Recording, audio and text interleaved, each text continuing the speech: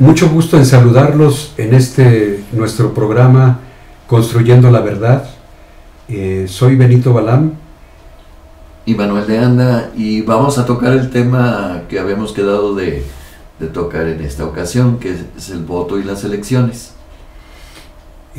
Entonces hemos preparado una reflexión sobre el voto con algo de derechos humanos y algo sobre historia. Exacto. Bueno, realmente, el aspecto de la democracia en México realmente es un tema que es bastante nuevo en nuestro país. Es decir, dentro de la historia democrática de los países en el mundo, pues la historia, si nosotros nos ponemos a ver un poco de la historia en México, pues realmente nos damos cuenta de que, de que vamos muy lentamente hacia un sistema democrático. Aprovecho nada más para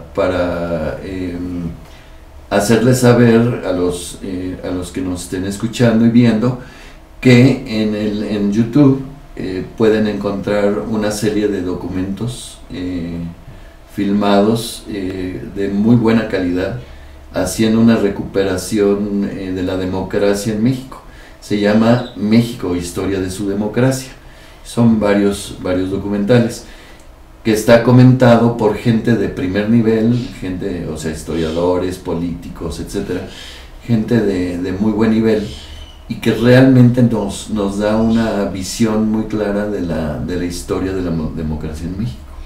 Y también quiero invitarlos a que consulten la revista Entre Textos de la Universidad Iberoamericana en León, Guanajuato, donde en este número 28 se sacó el tema de las elecciones del 2018, con diversos autores, incluyéndome, y pues los invito a que nos lean.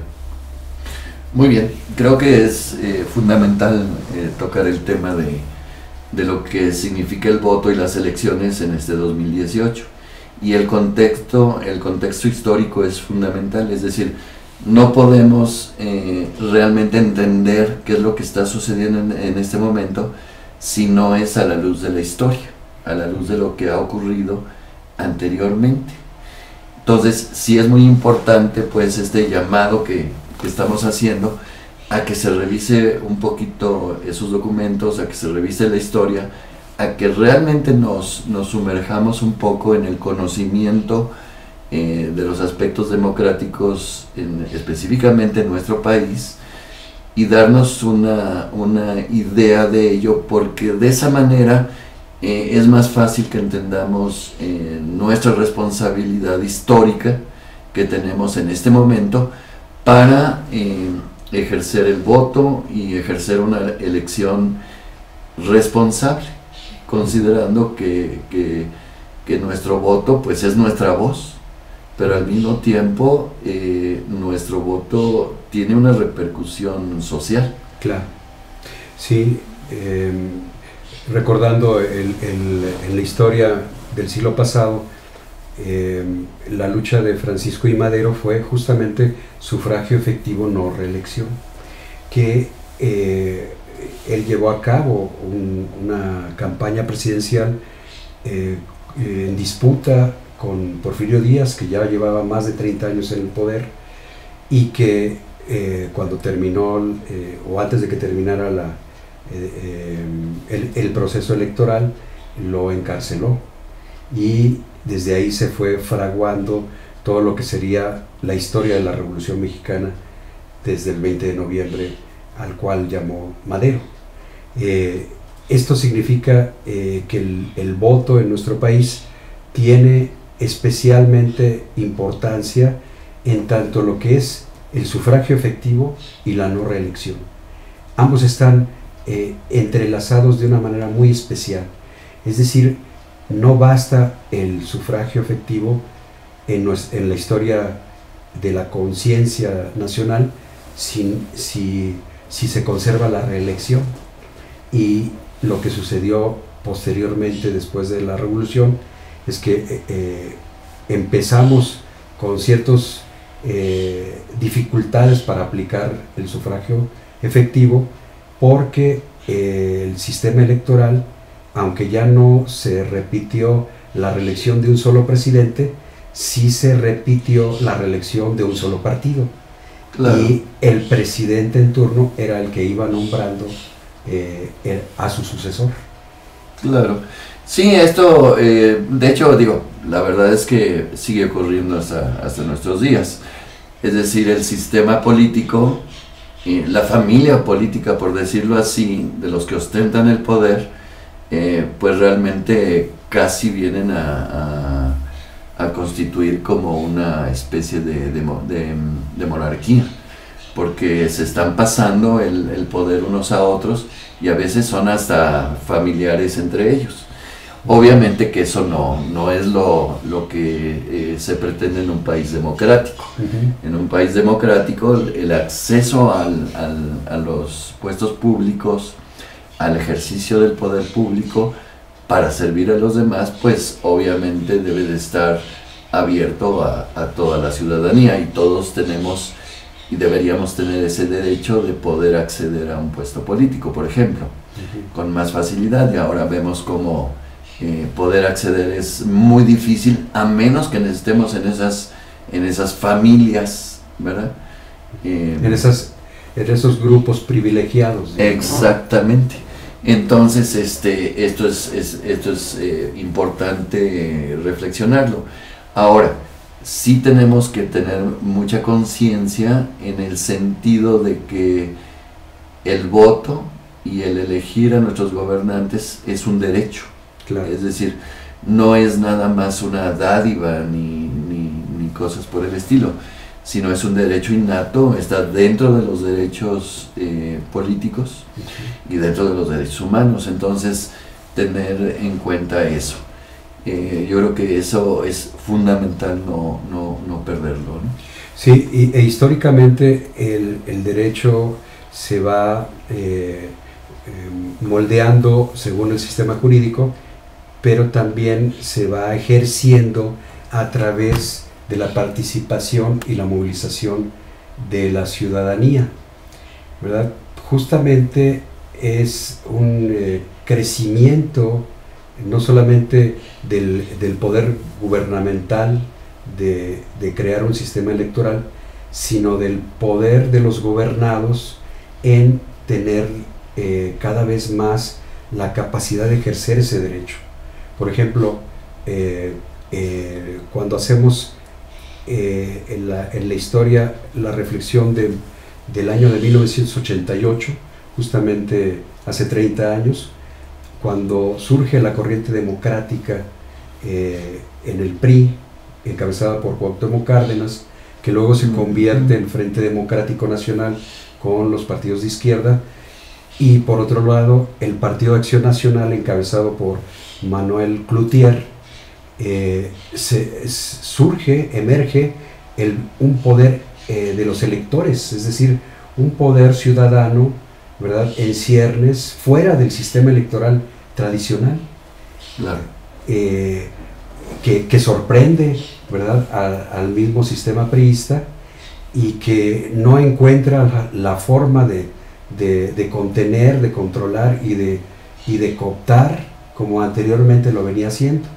Y entonces hay una gran sospecha de que hubo un fraude electoral, y la prueba mayor de todo eso fue que la mayoría absoluta del PRI se perdió en el 88. Desde entonces, ¿verdad?, hay una pérdida de ese típico poder cerrado en un solo partido, y que incluso pues hubo hasta quema de actas, ¿no? Una cosa sorprendente dentro de la misma Cámara de Diputados, ¿no?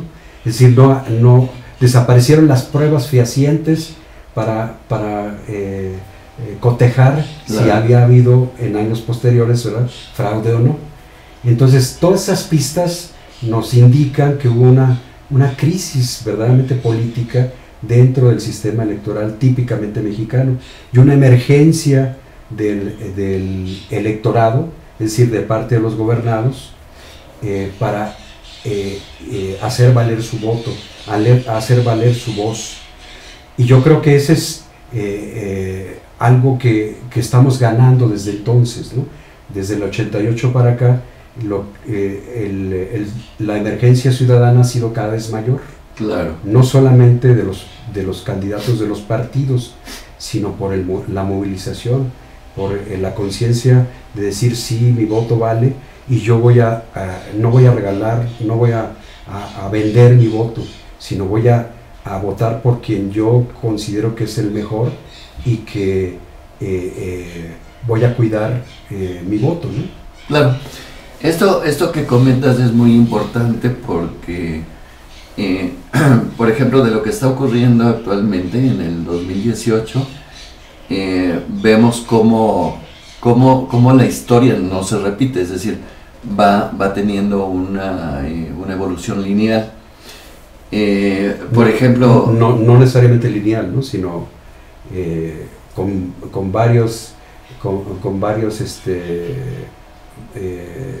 orientaciones, ¿no? Bueno, sí, pero no es cíclica, es decir, no tiene... No es repetitiva. No es repetitiva, sino que va siendo... se va moviendo, se va expandiendo, ¿no? Se va cambiando cosas, ¿no? Claro, en este sentido, pues, lo fundamental que quería yo comentar era que en este año van a votar los jóvenes. Es decir, hay una encuesta que se hizo recientemente de una asociación que se llama Nación 321, en donde se está viendo cómo casi el 75% de los jóvenes que nacieron entre 1980 y el 2000 van a votar, quieren ejercer su voto, ese derecho. Entonces, realmente esto es una fuerza política muy importante que muy probablemente o que va a tener un peso específico muy importante para decidir la elección. Es decir, estamos viendo cómo ese sector que antes pensábamos que no participaba mucho en la vida democrática o en la vida política, quiere hacerlo y lo va a hacer. Entonces, esto es muy importante porque están tomando conciencia de su momento, están tomando conciencia de la situación del país, y estamos ante un surgimiento de una nueva forma de ejercer la democracia en México. Algo importante que hay que reflexionar es que el voto en México realmente como un derecho universal, pues está presente muy recientemente, a partir de 1953, porque a partir de entonces las mujeres pudieron empezar a votar en México, ya dentro de un sistema electoral reconocido. Antes, muy esporádicamente, sobre todo en la década de los 20, en algunos lugares hubo el deseo de que las mujeres votaran, y votaron, y de hecho tuvieron alguna injerencia dentro de los puestos políticos. Lo digo orgullosamente en Yucatán, ¿verdad? Con el gobierno de Felipe Carrillo Puerto, en 1924, entre 22 y 24, es que lograron el voto allá. Exactamente. Y en algunos otros lugares fue evidente como se hizo esto real, fue como en Chiapas, en Tabasco, y en algunos otros lugares, si mal no recuerdo, San Luis Potosí. Entonces, realmente vemos como en la historia de la democracia, pues somos una democracia muy nueva y apenas estamos en párvulos en este sentido.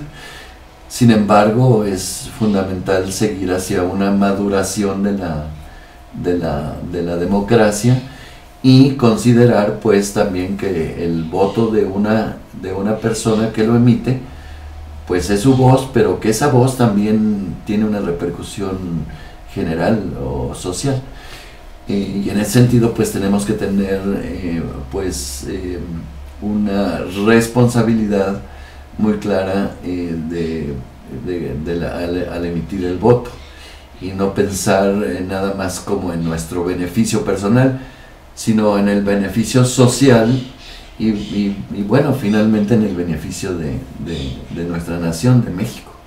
Claro, es un proceso de conciencia ciudadana donde se va de considerar al voto como un derecho individual y poderlo considerar como un derecho universal, justamente en un sentido incluyente, ¿no? Porque mientras más incluyente es, pues es más representativo. Mientras más incluyente es más democrático, porque la democracia no se reduce a votos de mayorías y minorías, sino de inclusión de mayorías con minorías y de nuevo planteamiento de otras mayorías, diferentes mayorías, ¿no? Es decir, hay una necesidad y una posibilidad de ir generando esas mayorías conforme haya cada vez más conciencia y participación ciudadana. Por ejemplo, quiero dar el otro dato del 97 y el 2000, donde en el 97 Cuauhtémoc Cárdenas llega a ser el gobierno en la Ciudad de México, ¿verdad? Y prepara las condiciones.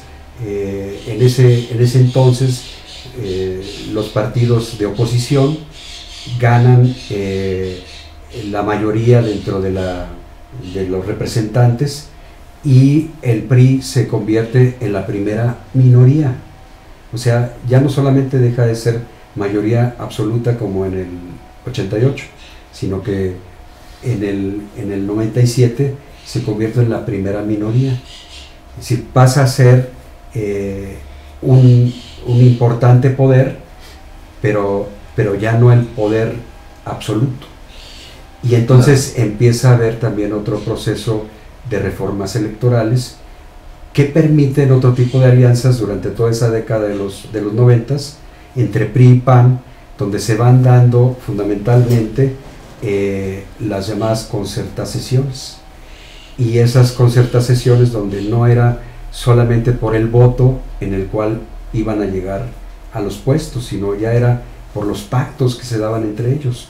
Y muchas veces, lamentablemente para la ciudadanía, cerrando nuevamente los grupos de privilegio y restringiendo el acceso a la mayoría del electorado. Pero se rompe de alguna manera todo ese encanto en el 2000, porque en el 2000 hay una participación que rebasa todas las expectativas, y de esos años del 97 al 2000 es cuando el PRI se convierte en primera minoría, ¿no? Claro. Y ahí hay una nueva emergencia ciudadana, tanto de parte del movimiento que encabeza Cuauhtémoc Cárdenas en ese entonces, como el que lidera Vicente Fox. Muy bien, pues realmente creo que hemos dado un panorama bastante extenso acerca del voto y de las elecciones. Y ya nada más yo quería agregar que realmente es muy importante considerar que en una democracia todas las voces tienen el mismo valor, y que realmente las elecciones no es como un partido de fútbol en donde unos ganan y otros pierden, sino que realmente en la democracia todas las voces tienen el mismo valor, como lo acabo de decir, y además no debería de haber perdedores, sino que realmente todos los grupos que en determinado momento emiten su voto o eligen a determinados representantes, todos deben de seguir siendo representados. Es decir, todos deben de ser ganadores dentro del sistema democrático, si es que realmente queremos que nuestro país sea un país democrático. La democracia es precisamente eso, no es que haya ganadores y perdedores, sino que toda la sociedad y todos sus grupos sean ganadores dentro de ese sistema. Sí, y yo quisiera concluir en el sentido de cómo la emergencia del electorado fuera del sistema electoral tradicional es lo que le ha venido dando cada vez más posibilidades a la democracia en nuestro país. ¿A qué es lo que me refiero en el sistema electoral tradicional? Me refiero a estos grupos privilegiados que aún familiarmente son los que van dictando, no solamente partidariamente, sino hasta familiarmente van dictando cuál es el siguiente sucesor en diferente puesto político.